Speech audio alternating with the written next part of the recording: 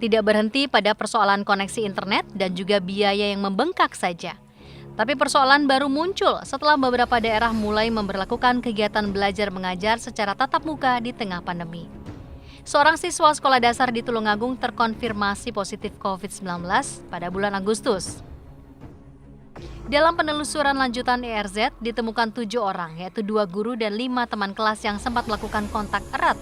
2 hari sebelumnya, mereka mengikuti kegiatan belajar luar jaringan atau luring berkelompok di rumah salah seorang siswa. PLT Kepala Disdikpora Tulungagung, Haryo Dewanto mengatakan, meski kegiatan belajar mengajar luring di desa tersebut dihentikan, namun pembelajaran jarak jauh harus tetap diberikan. Jadi memang tetap pembelajaran mungkin modelnya yang dirubah. Kalau dulu mungkin modelnya maksimal 5 orang, sekarang mungkin dirubah menjadi 3 orang atau 4 orang, supaya termasuk daripada protokol kesehatannya lebih diperketat lagi. Tidak hanya di Tulungagung, kasus positif yang menimpa pelajar juga terjadi di Jombang saat tatap muka diberlakukan. Puluhan santri salah satu pondok pesantren di Jombang terkonfirmasi positif COVID-19. Santri dari berbagai kota ini sedang melakukan belajar di pondok pesantren Tahfidzul Quran. Puluhan santri pondok pesantren Tahfidzul Quran asal Kecamatan Mojowarno, Jombang ini menjalani karantina di gedung apartemen mahasiswa Unipdu. Asrama mahasiswa yang berada di lingkungan pondok pesantren Darul Ulum, Desa Rejoso, Kecamatan Peterongan, Jombang, menjadi lokasi isolasi 20 santri. Hal serupa juga terjadi di Banyuwangi. Koordinator Tim Tracing Satgas COVID-19 Jawa Timur terus berupaya mengatasi klaster baru penyebaran COVID-19 di pondok pesantren Darussalam Banyuwangi. Sebanyak 4.800 santri yang ada di Pondok Pesantren Darussalam Banyuwangi sudah dilakukan tracing dan tes swab oleh tim tracing Satgas COVID-19 Jawa Timur. Menurut Koordinator Tim Satgas COVID-19 Jatim, kebanyakan para santri yang terpapar COVID adalah anak-anak muda yang masih duduk di bangku SMP dan SMA.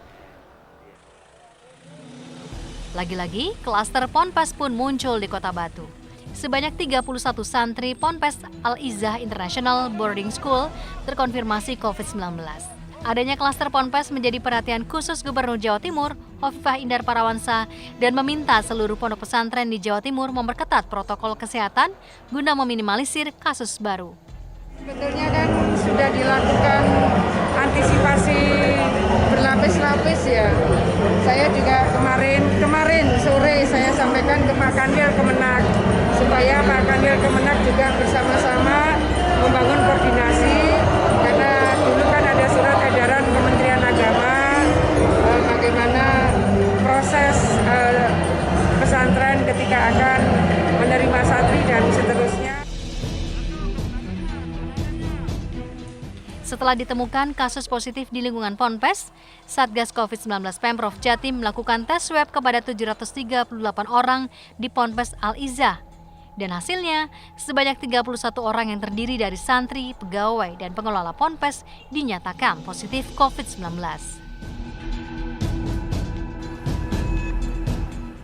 Ternyata kasus pasien positif virus corona tidak hanya pada siswa dan santri, tapi juga guru. Salah satu guru di Lumajang terkonfirmasi positif diisolasi di Rumah Sakit Haryoto Lumajang. Dari hasil evaluasi Dinas Pendidikan Jatim, sekolah menggunakan pembelajaran daring untuk SMA dan SMK di Jatim mengalami penurunan kualitas pendidikan dibandingkan sekolah tatap muka, terutama untuk pendidikan mata pelajaran matematika dan fisika. Maka dari itu, bagi daerah yang sudah masuk zona aman bisa melakukan sekolah tatap muka. Namun siswanya masih harus dibatasi, begitu juga dengan kegiatan praktek bagi sekolah SMK di Jatim. Selain siswa yang belum siap melakukan sekolah secara daring, para guru juga belum terbiasa dengan sekolah daring. Dinas Pendidikan Jatim akan melakukan uji coba sekolah tatap muka di daerah yang sudah masuk zona aman dan akan ditingkatkan. Jadi siswa SMK ini untuk praktek itu diperkenankan dengan pengaturan protokol kesehatan. Bahkan saat ini dari jumlah SMK di Jawa Timur untuk masing-masing kabupaten kota ini sudah sudah banyak yang melakukan pembelajaran tatap muka sesuai dengan kondisi zona daerah itu. Kemudian juga masalah praktek juga sudah dipersilahkan dengan perlakuan protokol kesehatan yang ketat. Jenuhnya sekolah daring yang sudah beberapa bulan memaksa beberapa daerah mulai melonggarkan belajar tatap muka. Meski resiko penularan COVID-19 masih menghantui dan beberapa klaster pendidikan telah terjadi. Sejumlah sekolah tingkat SLTA di Pacitan telah melaksanakan uji coba pembelajaran secara tatap muka dengan memperketat aturan protokol kesehatan. Seperti yang tampak di SMA Negeri Punung, Pacitan, Jawa Timur. Sebelum memasuki area sekolah, siswa yang datang harus melewati cek suhu tubuh. Selain itu, para siswa juga wajib mencuci tangan dan menyemprot cairan disinfektan sebelum memasuki ruang kelas.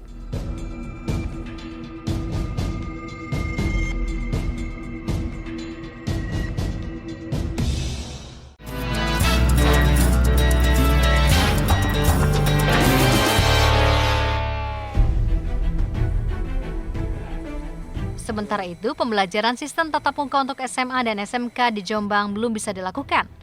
Sebelumnya uji coba sudah pernah dilakukan pada pertengahan September lalu di sejumlah sekolah.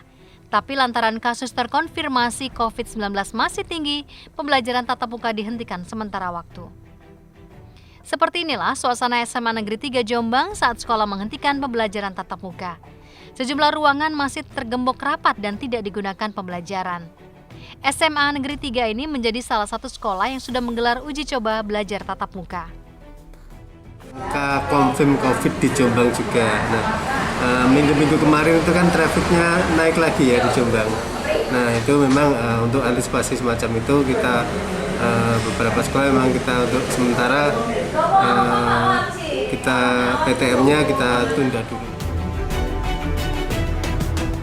Sementara di Surabaya, wacana pembelajaran tatap muka mulai menjadi pilihan di tengah jenuhnya siswa sekolah secara daring. Terpantau di SMK Negeri 5 Surabaya, pembelajaran daring masih tetap berlangsung. Tapi selama 6 bulan pembelajaran daring, pihak sekolah telah memberikan 2 kali form persetujuan orang tua untuk melakukan pembelajaran tatap muka untuk mengevaluasi sejauh mana keberhasilan dari pembelajaran daring.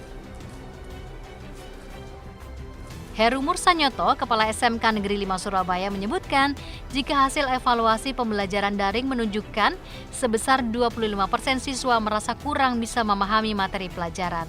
Sedangkan 10% lainnya merasa biasa saja. Artinya, hanya 65% siswa yang bisa menyerap materi pelajaran yang diberikan secara daring. Jadi selama pandemi COVID ini memang dengan diberlakukannya atau pembelajaran dengan secara daring, ya tentunya semakin lama kan akan semakin ada suatu titik kulminasi untuk anak-anak itu jenuh, mungkin guru-gurunya juga jenuh dan sebagainya. Nah, kita setiap 3 bulan ada review dari anak-anak atau dari orang tua. Nah, memang setiap 3 bulan itu ada perubahan-perubahan. Yang tadinya itu di awal mereka kesulitan untuk belajar, sekarang sudah menurun. Artinya mereka sudah bisa menyesuaikan dengan kondisi pembelajaran dengan daring. Sementara itu, salah satu siswa di Surabaya mengaku mulai jenuh dan bosan mengikuti pembelajaran daring, sebab banyak materi yang tidak bisa dipahami. Dirinya juga lebih merasa takut jika pembelajaran tatap muka dilakukan di tengah pandemi. Sehingga yang bisa dilakukan saat ini hanya bertahan dan belajar menikmati pembelajaran daring. Kalau dari segi pelajarannya sih ya bosen, kadang paham, kadang nggak paham, tapi ya sering nggak pahamnya. Soalnya kan ya terbatas juga. Meski dirasa lebih santai saat mengikuti pelajaran school from home, tetap lebih aman dibandingkan harus tatap muka di tengah pandemi. Pemkot Surabaya memastikan 14.226 guru sekolah dasar baik SD negeri maupun swasta sudah melakukan tes swab. Dan hasilnya positif COVID-19 sudah mendapat perawatan dan semuanya telah dinyatakan sembuh. Sementara untuk guru SMP baik negeri maupun swasta yang mencapai 7.567 orang saat ini sedang dalam proses pelaksanaan tes swab dan baru sekitar 700 orang. Ya, Ya, untuk swab guru, pemerintah Kota Surabaya sudah melaksanakan untuk guru SD dan SMP, ya kan.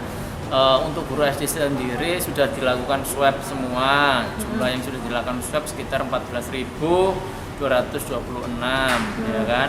Kemudian ini untuk guru SMP juga sudah dilakukan sekitar 700-an guru yang sudah diswab. Nah, dari berapa? Dari sekitar 7.000-an guru. Seperti itu. Menyinggung soal wacana pembukaan sekolah tatap muka di Surabaya masih bergulir, namun tetap menunggu arahan dari Kemendikbud yang masih menggodok aturannya, sehingga Pemkot belum bisa memastikan. Namun Febri menambahkan, dari asesmen yang dilakukan Dinas Pendidikan Surabaya pada seluruh sekolah di Surabaya, hanya SMP Negeri 1 Surabaya yang beralamat di Jalan Pacar yang telah memenuhi syarat dari sisi protokol kesehatan COVID-19. Di antaranya, ruang kelas, fasilitas sekolah, hingga kondisi kesehatan guru. Pembelajaran jarak jauh atau daring tidak hanya berdampak pada siswa yang mulai jenuh. Sejumlah guru di Surabaya juga mengalami kejenuhan yang sama selama proses pembelajaran jarak jauh. Namun demi pendidikan anak-anak, guru berusaha menghilangkan kejenuhan tersebut dengan materi belajar yang menghibur. Meski mampu menghilangkan kejenuhan dengan materi yang menghibur, namun sejumlah guru tidak bisa menutupi kegalauannya bila pendapatan mereka berkurang selama pembelajaran jarak jauh. Berkurangnya aktivitas guru di sekolah serta potongan SPP siswa menjadi penyebab berkurangnya pendapatan guru. Untuk menutupi kekurangan pendapatan ini, sejumlah guru membuka usaha di rumahnya. Sementara sejumlah guru lainnya menilai belajar daring di masa pandemi ini merupakan tantangan bagi mereka untuk terus memberikan pelajaran kepada siswa di saat pendapatan berkurang. Nah, secara tidak langsung itu sangat mempengaruhi pendapatan dari guru. Nah, apa yang dilakukan? Sekali lagi, disinilah tantangan guru sekali lagi. Jadi guru adalah pahlawan tanpa tanda jasa, itu betul-betul harus kita buktikan kepada masyarakat. Sama kita juga terdampak, tetapi satu yang harus kita lakukan, tugas kita memberikan pendidikan kepada anak-anak itu yang lebih utama. Dampaknya itu memang luar biasa bagi tidak hanya pada sektor ya kita tapi memang secara material kita juga punya dampak itu. Nah, bagi saya khususnya selain melayani PJJ, saya pun buka usaha sendiri di rumah. Semua permasalahan yang kompleks ini perlu disikapi dengan komprehensif. Sebagai warga negara tinggal menunggu kebijakan pemerintah.